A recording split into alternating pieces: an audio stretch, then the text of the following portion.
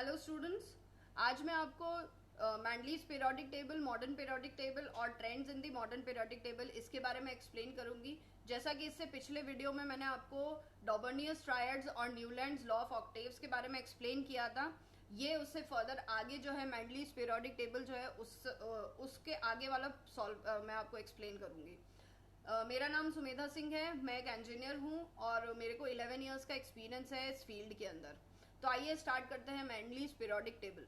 Mendeleev periodic table के अंदर सबसे पहले हमें एक चीज़ ध्यान रखनी है कि जो मैंडलीव था उसने भी क्या किया, जो न्यूलैंड ने और जो डॉबर्नियर था उसने जो सबसे ज़्यादा कंसिडर किया वो कंसिडर किया एटॉमिक मास। ठीक है, तो मैंडलीव ने भी क्या किया, एटॉमिक मासेस कंसिडर किए और उसका ये मानना था कि अगर हम एलिमेंट्स उसके इंक्रीजिंग एटॉमिक मास के अकॉर्डिंग अरेंज करते हैं तो जो एलिमेंट्स हैं उनकी ऑटोमेटिकली प्रॉपर्टीज जो है वो सिमिलर रेगुलर इंटरवल्स के बाद में अपने आप ही एडजस्ट हो जाएगी।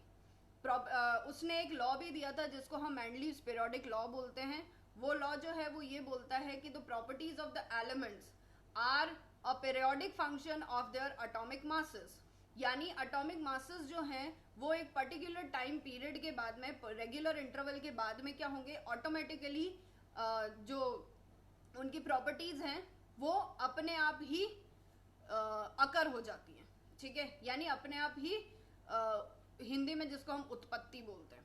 ठीक है, फिर मैंडलीव की जो पीरियोडिक टेबल थी उसने पीरियोडिक टेबल बनाई जो कि हम इस स्लाइड में देख रहे हैं। तो जो पीरियोडिक टेबल है उसके अंदर बेसिकली 7 पीरियड्स हैं एंड उसमें 8 ग्रुप्स हैं।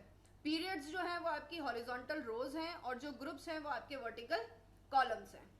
तो आगे चलते हुए हम देखते हैं कि मैंडलीव की जो पीरियोडिक टेबल है उसके अंदर मेरिट्स क्या थी, मेरिट्स यानी उसके एडवांटेजेस क्या थे, क्या उसके अंदर अच्छाइयाँ थी।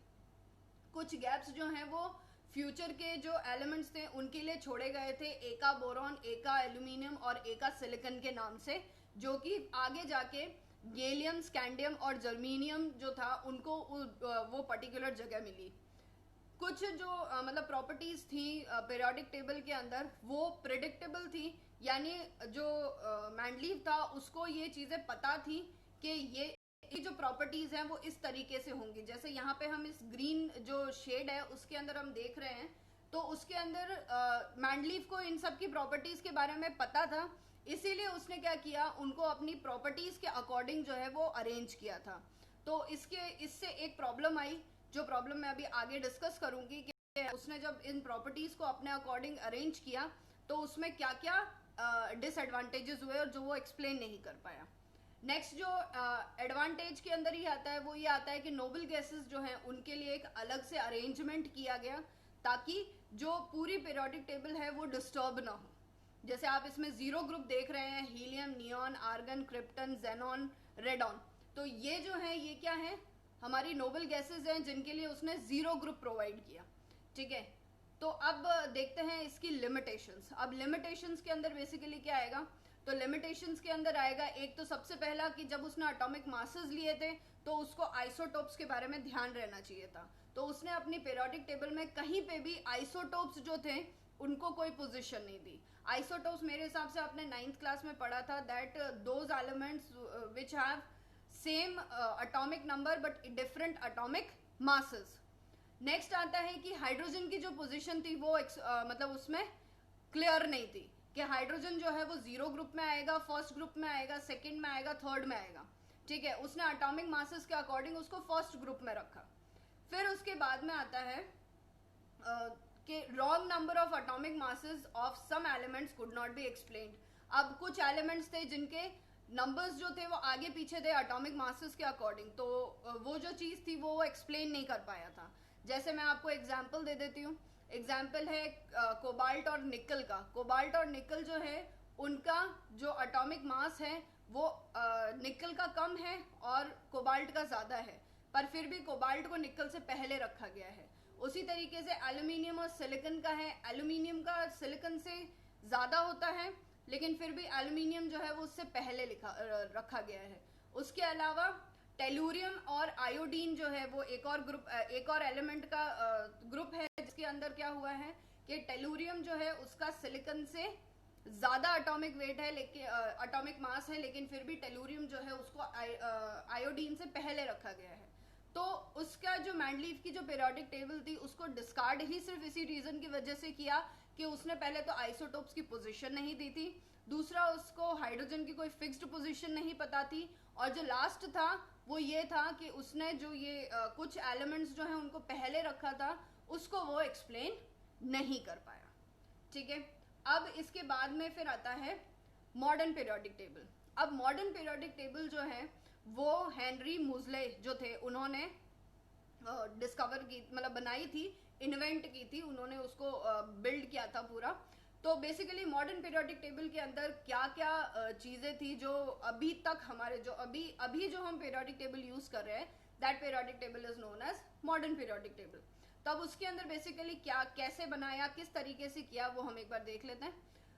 एटॉमिक नंबर जो था वो एलिमेंट का, उसको फंडामेंटल प्रॉपर्टी रखी गई, ना कि एटॉमिक मास को।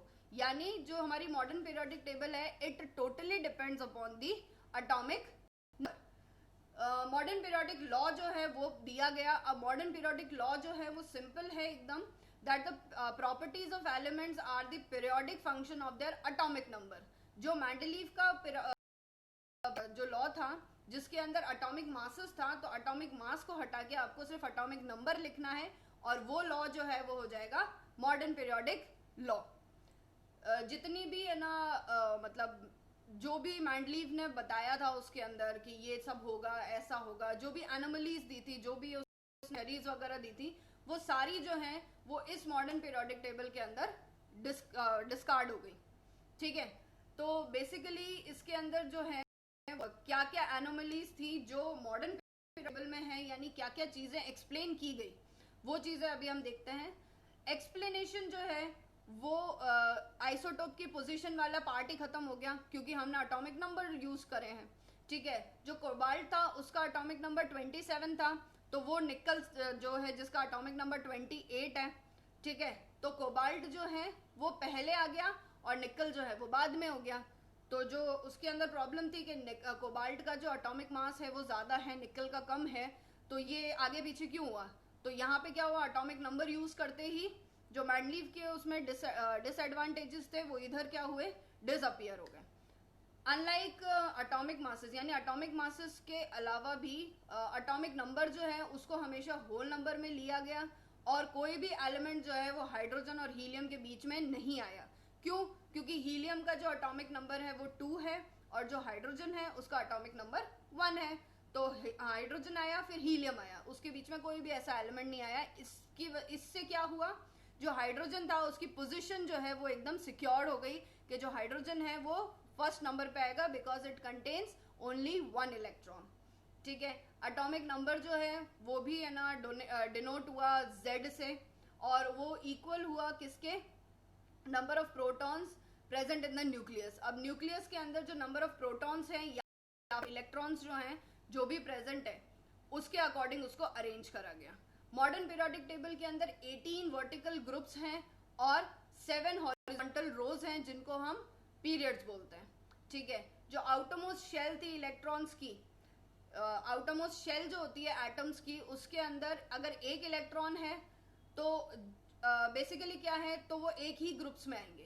कहने का मतलब क्या है, अगर ग्रुप की अगर हम बात करते हैं तो वैलेंस इलेक्ट्रॉन्स को देखा जाएगा, जिसमें एक एक वैलेंस इलेक्ट्रॉन है, यानी आउटरमोस्ट शेल में एक ही इलेक्ट्रॉन है वो फर्स्ट ग्रुप में आ जाएगा, जिसमें 2 है वो सेकंड में आएगा, जिसमें 3 है। इस तरीके से ग्रुप्स को डिवाइड किया गया। पीरियड्स को कैसे डिवाइड किया गया, पीरियड्स को डिवाइड किया गया शेल्स के बेसिस पे। शेल्स किस तरीके से, उसके बेसिस पे गया, यानी अगर एक शेल का है, शेल्स में ऑर्बिट्स, तो अगर एक ऑर्बिट है तो फर्स्ट ग्रुप में फर्स्ट पीरियड में 2 ऑर्बिट्स हैं तो 3 ऑर्बिट्स है तो थर्ड पीरियड में, 4 ऑर्बिट्स है तो फोर्थ पीरियड में। इस तरीके से अप टू 7 पीरियड्स उनको अरेंज किया गया, जिससे क्या हुआ, जो भी चीजें थी वो सारी जो है एकदम क्लियर हो गई कि नंबर ऑफ शेल्स जो है वो जिस जिस ऑर्बिट में आएगा, जिस जिस पीरियड्स में आएंगे, उतनी नंबर ऑफ शेल्स जो है उस पर्टिकुलर जो भी एलिमेंट्स हैं उनके अंदर अवेलेबल रहेगी। फिर आता है trends in the modern periodic table. Modern periodic table के अंदर ट्रेंड्स किस तरीके से होता है, जैसा कि आप इस स्लाइड के अंदर देख रहे हैं, तो एटॉमिक रेडियस जो है, जैसे ही हम ग्रुप से ऊपर से नीचे जाते हैं तो जो एटॉमिक रेडियस है वो रेडियस क्या हो रहा है, डिक्रीज हो रहा है।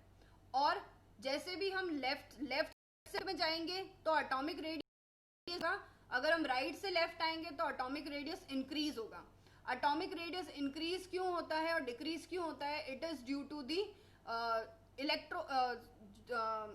It is due to the force applied by the nucleus. Nucleus के अंदर जितने ज्यादा प्रोटॉन्स होंगे उतना ज्यादा न्यूक्लियस जो है उसके अंदर है ना मतलब उतना ज्यादा उसके अंदर फोर्स आएगा, और मतलब वो दूसरे जो एलिमेंट्स हैं, दूसरे जो इलेक्ट्रॉन्स हैं उनके ऊपर उतना ही ज्यादा फोर्स लगाएगा, और जो आपका एटम है वो क्या होगा, छोटा होता चला जाएगा। कहने का मतलब है कि जितना कम प्रोटॉन्स होंगे न्यूक्लियस के अंदर उतना कम फोर्स होगा और उतना ही बड़ा न्यूक्लियर जो एटम है उसका साइज होगा। फिर नॉन मेटालिक कैरेक्टर आता है और मेटालिक कैरेक्टर आता है। मेटालिक और नॉन मेटालिक कैरेक्टर्स बेसिकली होते क्या हैं? तो मेटालिक कैरेक्टर्स का मतलब होता है tendency of an atom to lose an electron. So metallic character के अंदर मेटल्स होते हैं, वो लेफ्ट हैंड साइड में आ रहे हैं पीरियोडिक टेबल के सारे। तो अगर हम लेफ्ट से राइट पीरियड में मूव करेंगे तो जो मेटालिक कैरेक्टर है किसी भी एलिमेंट का वो कम होगा। क्यों? क्योंकि जो इफेक्टिव न्यूक्लियर चार्ज है, यानी न्यूक्लियस के अंदर जो चार्ज है वो क्या हो रहा है, वो इंक्रीज हो रहा है। तो इंक्रीज हो रहा है तो क्या होगा, जो इलेक्ट्रॉन है उसको जो न्यूक्लियस है वो पकड़ के बैठा रहेगा, ठीक है, मुश्किल से छोड़ेगा। तो क्या होगा, जो इलेक्ट्रॉन लूज करने की जो टेंडेंसी है वो कम होती चली जाएगी। वैसे ही जो मेटल्स हैं वो इलेक्ट्रो पॉजिटिव होते हैं। मेटालिक कैरेक्टर जो है वो इंक्रीज होता है जैसे ही हम ग्रुप्स में ऊपर से नीचे तक जाते हैं, ठीक है। फिर उसके बाद में आता है non metallic character. Non metallic character का मतलब होता है electronegative. Electronegative means tendency to gain electrons, ठीक है, इलेक्ट्रॉन्स को किस तरीके से आपको लेना है। सो नॉन मेटल्स जो है वो बेसिकली राइट हैंड साइड में है, पीरियोडिक टेबल के एक जिगजैग लाइन बनी हुई है जिसमें लेफ्ट हैंड साइड जो है वो तो है मेटल्स का और राइट हैंड साइड जो है वो है नॉन मेटल्स का। तो नॉन मेटालिक कैरेक्टर जो है जैसे हम पीरियड्स में मूव करेंगे तो वो इंक्रीज होगा, क्योंकि जो इफेक्टिव न्यूक्लियर चार्ज है वो इंक्रीज हो रहा है। तो जब वो इंक्रीज होगा तो वो इलेक्ट्रॉन को खींचने की कोशिश करेगा अपनी तरफ। नॉन मेटालिक कैरेक्टर जो है वो जब हम ऊपर से नीचे ग्रुप में जाते हैं तो वो क्या होगा, डिक्रीज होगा।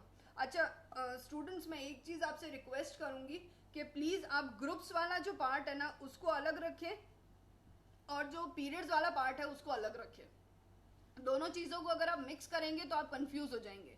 तो ग्रुप्स में क्या क्या होता है उसको आप अलग रखेंगे और जो पीरियड्स में क्या क्या होता है उसको आप अलग से याद करेंगे, तो ये आपको इजी रहेगा एक्सप्लेनेशन पार्ट के लिए।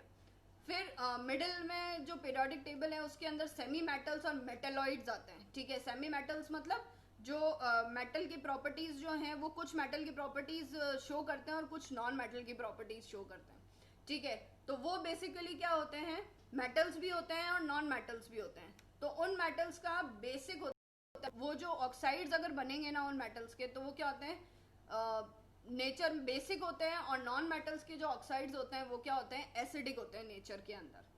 सो देर इज सर्टन के अगर हम पीरियड्स में जाते हैं तो एटॉमिक साइज जो है वो डिक्रीज होती है, मेटालिक कैरेक्टर डिक्रीज होता है और नॉन मेटालिक कैरेक्टर जो है वो इंक्रीज होता है। मेटालिक कैरेक्टर जो है ग्रुप्स में अगर हम जाएंगे तो एटॉमिक साइज इंक्रीज होती है, मेटालिक कैरेक्टर भी इंक्रीज होता है और नॉन मेटालिक कैरेक्टर डिक्रीज होता है। इसमें रीजन भी मतलब मैंने आपको इससे पहले इसमें रीजन बता रखा है, तो मैं एक ओवरव्यू दे रही हूँ इसका कि क्या क्या चीजें होती हैं। अगर आपको मेरा ये वीडियो अच्छा लगा तो kindly share it, like it and please comment it, और जिन्होंने भी सब्सक्राइब नहीं किया है वो प्लीज उसे सब्सक्राइब करें। That's all for this video, thank you.